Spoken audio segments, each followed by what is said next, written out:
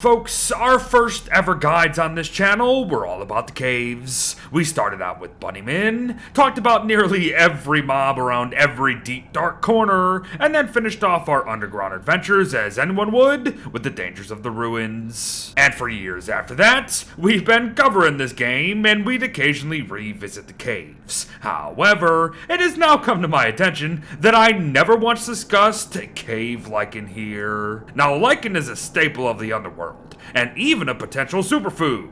So enough talking and more munching. If you can reach these veggies, that is. As would you believe it, as their name would suggest, cave lichen is found only in the caves. But to get more specific with it, cave lichen will very likely first be encountered in the wilds biome, followed by any villages that happen to be on the way to the ruins proper, and finally, the entrance to the labyrinth as well as the ancient guardian's arena itself will both house some of the stuff. In short, if you find muddy turf, the brown ground down here, chances are lichen ain't far. In fact, lichen pillars here will not only hint at an absolute gold mine of the stuff, but will also point you in a pretty darn good direction of the ruins themselves. So make notes. Now, when picking cave lichen, know that the plant will take anywhere between 3 to 5 days to regrow, which is honestly pretty standard for plants in this game overall. But what is somewhat strange is how even though plenty of other things can still grow come winter down in the caves, cave lichen itself will not. Now that's an entire season without the stuff potentially, so be aware of that. Then again, the plants are highly abundant, and I do mean highly abundant. So perhaps that's nothing too serious at the end of the day. I'm not kidding, folks. This stuff is everywhere, which I believe is the reason why people call it such a good food. But why should we care just in general, you ask? Well, in my opinion, perhaps you shouldn't, as lichen only gives 12.5 hunger and 3 health at the cost of 5 sanity per munch. They're not spectacular. However, in an emergency, they can absolutely be a lifesaver down here, especially given their numbers, as I've been saying.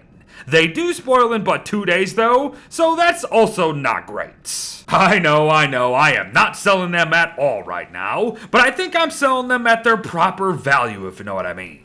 They are incredibly numerous veggies that can be used as needed, including as fillers for crockpots, veggie recipes themselves, or even their very own unagi. For you see, unagi is a long forgotten dish in this game that requires at least 1 lichen and eel for 18.75 hunger, 5 sanity, and 20 health a munch, which ain't too bad. I'd recommend using eel for some far better fish dishes, but hey, a unique food is a unique food.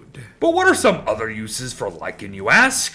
Well, somewhat recent updates made it to where we can now feed or bait pigmen with the stuff in order to produce poop, so there you go. Those same updates allowed for us to feed and thus potentially domesticate beefalo using lichen now, which could actually have some decent use. And finally, lichen is needed for all 3 types of fungal turf prototyped via a terma firma tamper, so make notes. Oh, but before we go, you should also note of the potential dangers when quote-unquote farming lichen. For you see, the wilds will be chock full of slippery slurpers, living, breathing hentai in disguise, and of course, the occasional nightmare cycle aided by several nightmare fissures. Is this cave crap gonna be worth all that? You'll have to decide yourself. To me, they're just emergency snacks when running low down here in the ruins. However, with bundling wrap in play, they could easily be much more than that if you let them.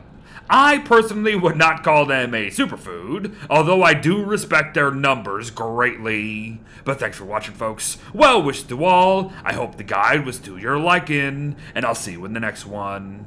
Bye-bye.